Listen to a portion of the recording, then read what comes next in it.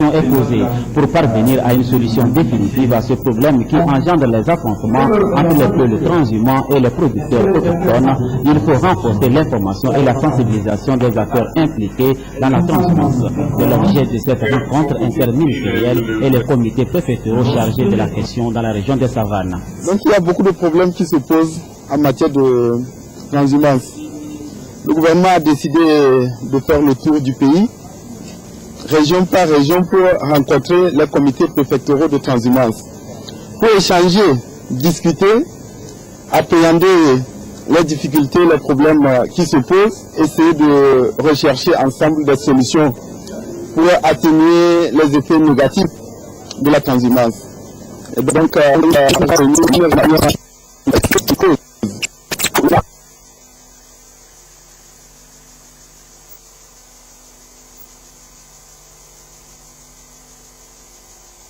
problème avec la bande magnétique.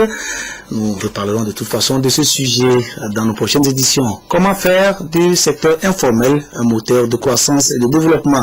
Les experts syndicaux d'une cinquantaine de pays d'Afrique, d'Asie, d'Europe et d'Amérique latine planchent sur la question à Lomé dans le cadre d'un atelier de planification de l'économie dite informelle. Économie sociale et solidaire, c'est l'intitulé du projet préparé à cet effet. Et pour des précisions, suivons ce reportage d'Albertine Yakin.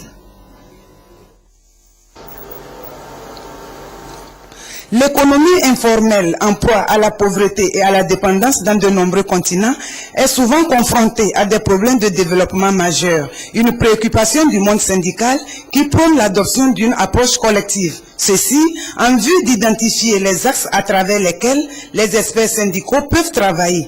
Tel est l'objet de la rencontre de Lomé. L'objectif, c'est d'arriver à mettre en place un programme pour l'économie informelle. L'Union européenne a pris à bras le corps aujourd'hui le problème de l'économie informelle dans nos pays respectifs, en Afrique, en Asie et en Amérique latine, où se développent ces économies, pour faire en sorte que ces économies ne soient plus restées tellement dans l'informel et deviennent des économies formelles qui puissent apporter un travail décent aux travailleurs qui y travaillent. Nous avons 48 pays qui sont représentés pour cet atelier, plus l'Europe et l'Amérique latine à travers le Brésil.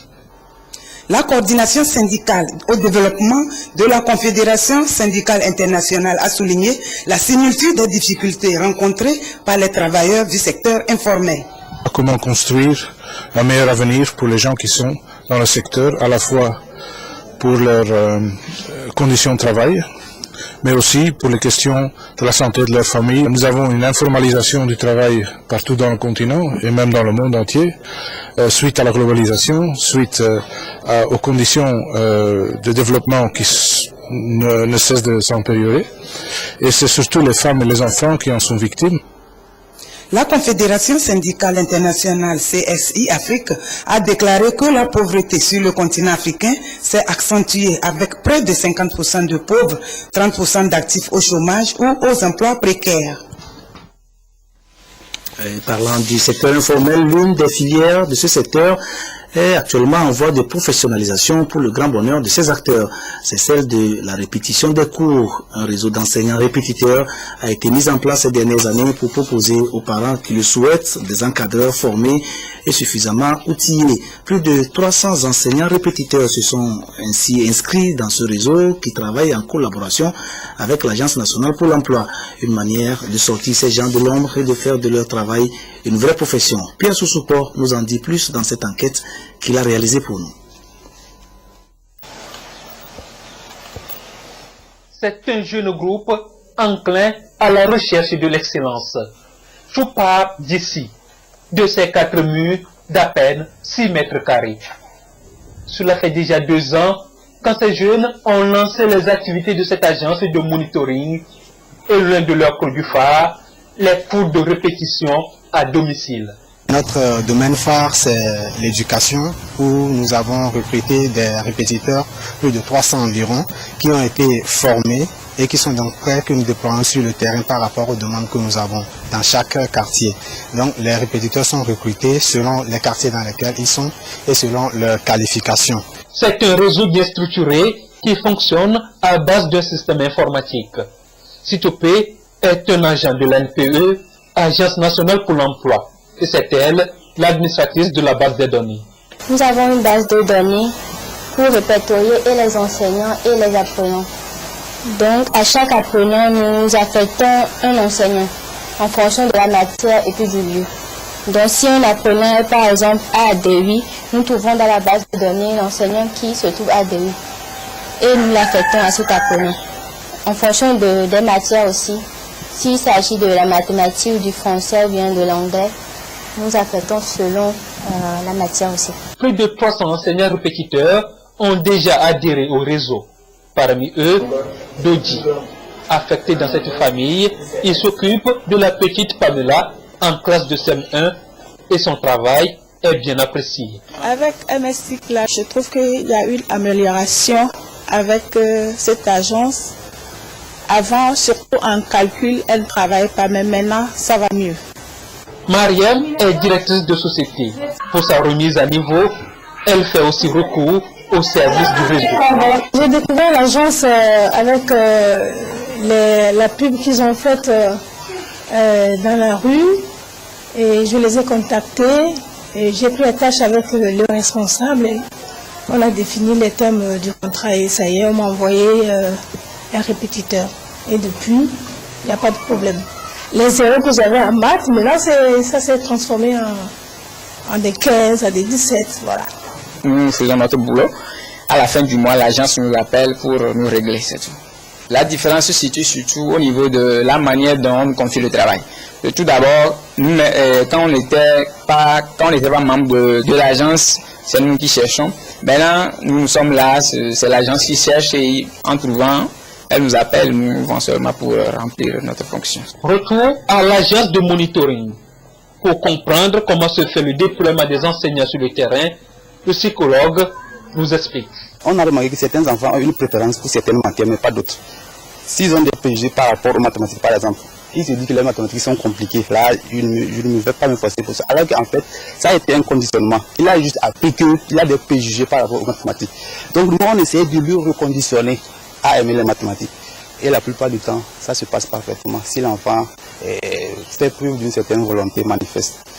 Et les résultats sont bien là. L'année qui vient de s'écouler, par exemple, nous avons eu 100% au cours primaire, nous avons eu 100% au lycée, seulement au collège nous avons eu 80%. Mais notre souhait c'est d'avoir à chaque niveau 100% chaque année. Mais à combien est payé par exemple un répétiteur à la fin du mois? Officiellement, aucune information. Mais selon des indiscrétions, un répétiteur est payé par matière entre 8 000 francs et 10 000 francs au cours primaire, 10 000 et 15 000 francs au collège et entre 15 000 et 30 000 francs au lycée.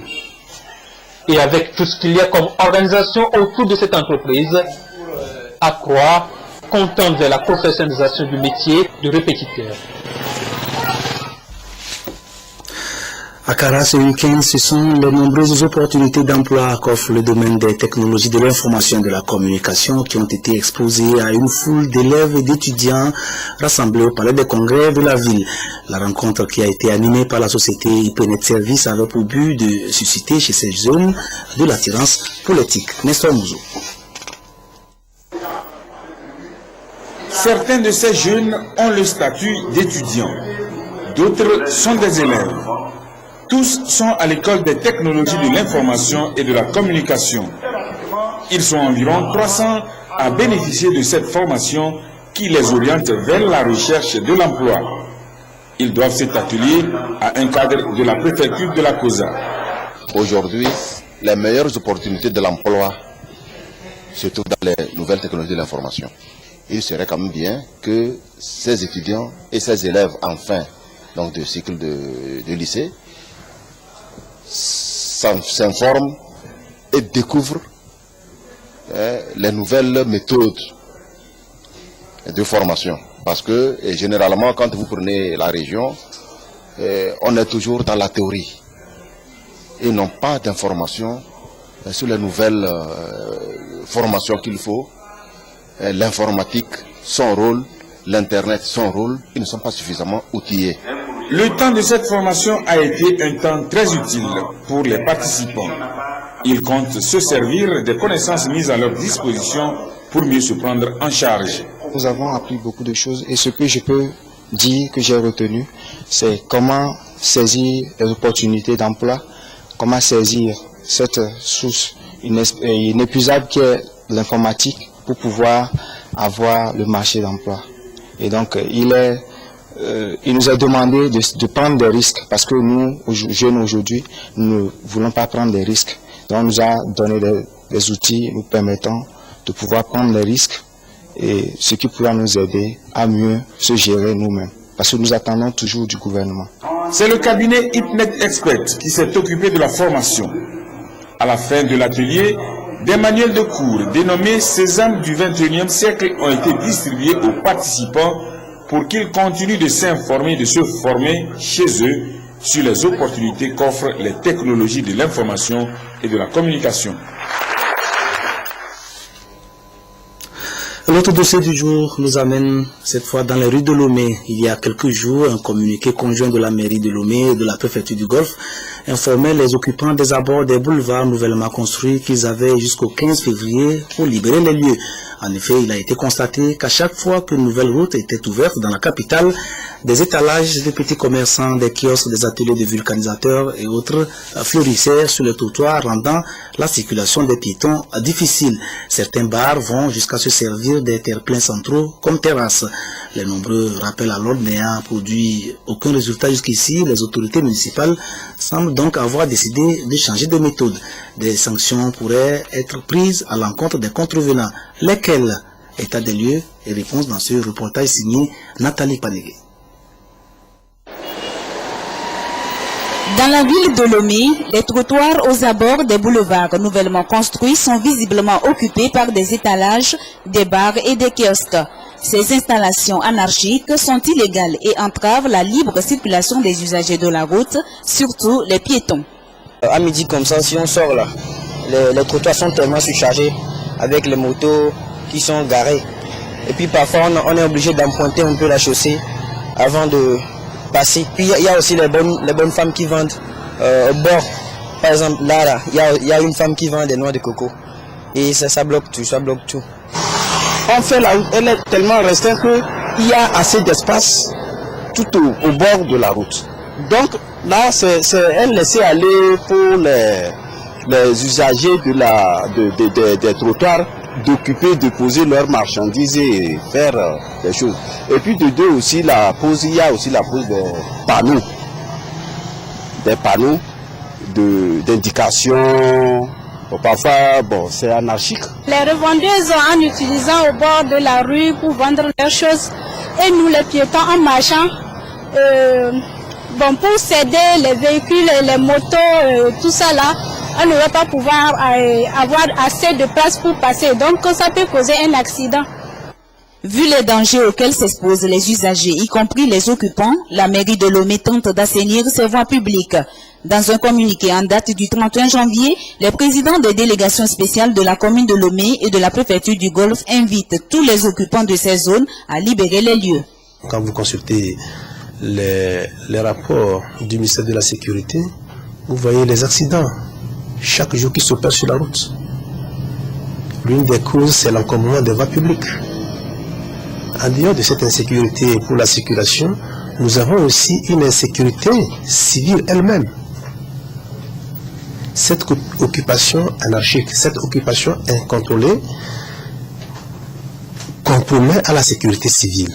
Lorsque les trottoirs sont occupés, les piétons n'arrivent pas à circuler normalement. Nous voyons aussi des bars qui sont installés sur les trottoirs. Nous lançons un appel à tous nos frères et à toutes nos sœurs qui s'installent aux abords des boulevards de ne pas empêcher les piétons de circuler normalement.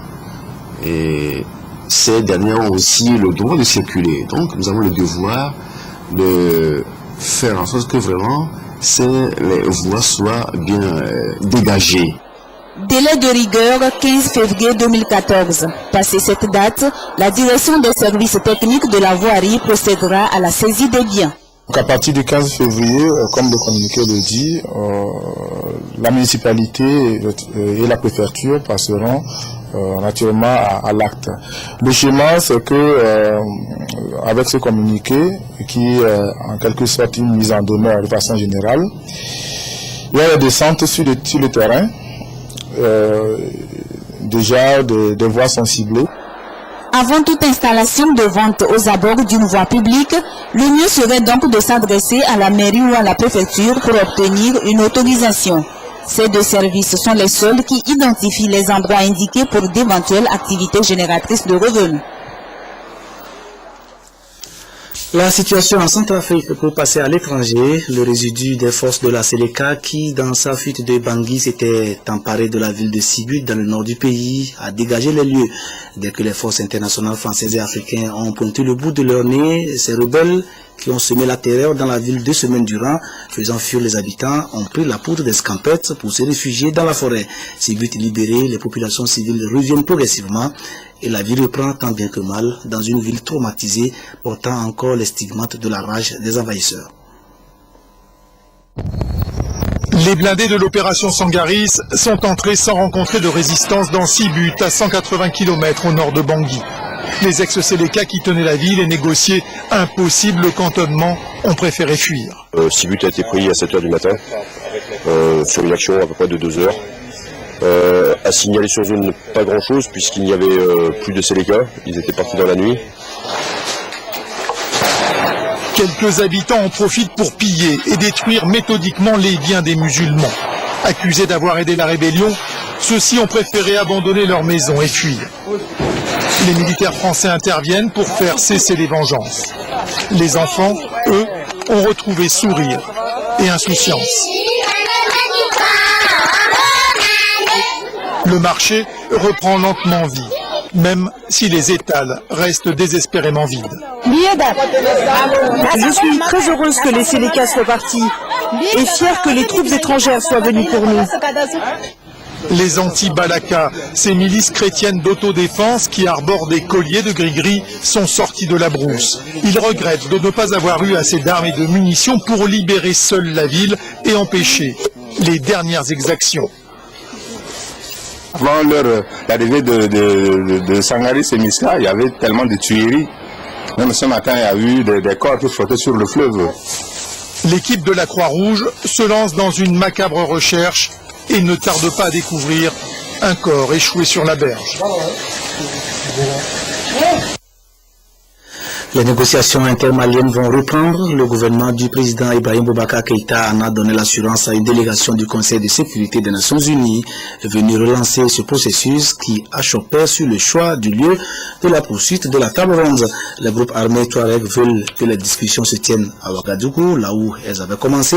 Pas question, disent les autorités de Bamako qui, elles, marquent leur préférence pour Alger. 7 mois après son élection, Ibrahim Boubacar Keïta semble mis sous pression par la communauté internationale. Le président malien reçoit pour la première fois depuis sa prise de fonction une forte délégation du Conseil de sécurité de l'ONU. Les émissaires onusiens s'inquiètent de la lenteur du processus de réconciliation nationale au Mali. Ils viennent avec l'espoir d'obtenir une feuille de route claire et précise, mais leur entretien avec le chef de l'État malien débouche sur un catalogue de bonnes intentions.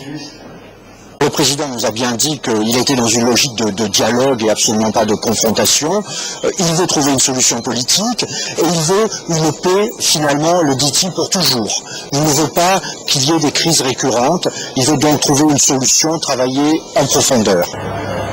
Le processus de réconciliation nationale est bloqué depuis plusieurs mois au Mali, notamment pour 2 raisons. Les principaux groupes armés installés dans le nord refusent de désarmer comme l'exigent les autorités maliennes. En outre, ils souhaitent que les discussions se déroulent sous l'égide du Burkina Faso, alors que Bamako préfère que la médiation soit assurée par l'Algérie. Ce blocage rend fragile la situation sur le terrain. À Mopti, point de jonction entre les parties sud et nord du Mali, des problèmes sont nombreux. Il reste des problèmes à traiter, des problèmes de banditisme notamment. Donc il faut que la MINUSMA accélère son déploiement qui est trop lent. Et il faut aussi aider nos amis maliens à faire revenir les services de l'État, la gendarmerie, la police pour lutter contre le banditisme, afin que la population civile sente vraiment l'amélioration de son sort. La MINUSMA, mission intégrée des Nations Unies pour la stabilisation au Mali, compte actuellement 5539 soldats sur les 11 200 autorisés par le Conseil de sécurité.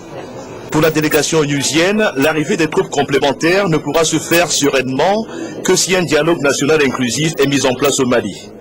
Les représentants des 15 pays membres du Conseil de sécurité de l'ONU achèvent leur visite ce lundi. Au Togo, la 33e édition du pèlerinage de la Dalouag dans le Toun vient de se tenir. Elle a drainé plusieurs milliers de chrétiens catholiques du diocèse de Dapaon et de ses environs venus prier pour obtenir le pardon pour leurs péchés. Suivant le reportage de Désiré Aloye de notre équipe régionale à Dapaon. Ils sont des milliers de pèlerins à recevoir la bénédiction de l'évêque de Dapaon, Monseigneur Jacques Agnelunda. Venus du diocèse de Dapaon et d'ailleurs, les fidèles catholiques ont à l'unisson chanté et loué l'Éternel, vers qui ils ont aussi levé la voix et demandé pardon pour la rémission des péchés. Ici à Dalouag, lieu saint, les fidèles chrétiens ont honoré la Vierge Marie, Notre-Dame des Sources. Dans son homélie, l'officiant l'abbé Dominique Biville s'est appesanti sur la résurrection, la vie et la manière de célébrer chrétiennement les funérailles, un acte de foi. Cette année, c'est le constat du syncrétisme qui existe chez les chrétiens. Après la mort de l'un de leurs, nous faisons célébrer les funérailles chrétiennes. Mais après, nous organisons encore des funérailles traditionnelles au cours desquelles ils font des choses qui sont contraires à la foi chrétienne. C'est cette pratique que notre Père évêque veut cette année nous aider à corriger dans notre vie chrétienne. Ce 33e rendez-vous de la grande famille des chrétiens des savanes enseigne les hommes de Dieu à faire dos au syncrétisme qui, selon la religion catholique, bat la route du royaume de Dieu aux défunts. Très content de participer à ce pèlerinage parce que déjà c'est une démarche de foi qui nous aide à aller de l'avant dans notre foi. Et surtout le thème de l'année qui nous parle de la résurrection, le prêtre qui nous a donné la parole, qui nous a prêché, a su ce que nous vivons dans ce milieu. Ça nous aide, ça nous permettra d'éviter le syncrétisme, surtout au moment de nos enterrements. Je suis venu faire ma prière longtemps. Bon, je sais que Dieu m'a béni. C'est pourquoi je suis très contente. Rendez-vous pris l'année prochaine pour prier, demander la miséricorde de Dieu éternel et honorer Sainte Gloria Goretti, la sainte patronne du diocèse de Dapaon.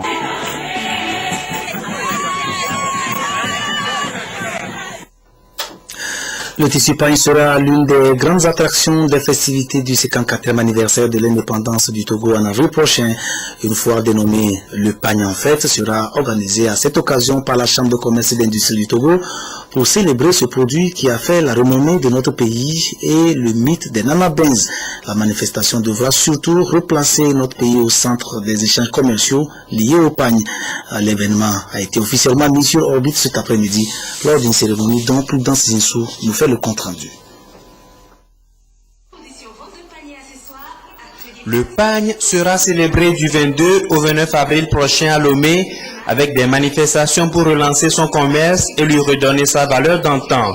Une première édition qui connaîtra l'exposition vente de pagne, de photos et de collections privées de vêtements et de perles. La Chambre de commerce et d'industrie du Togo, initiatrice de ce projet, entend honorer les Nana Benz et l'ensemble des acteurs du commerce du pagne lors de cet événement.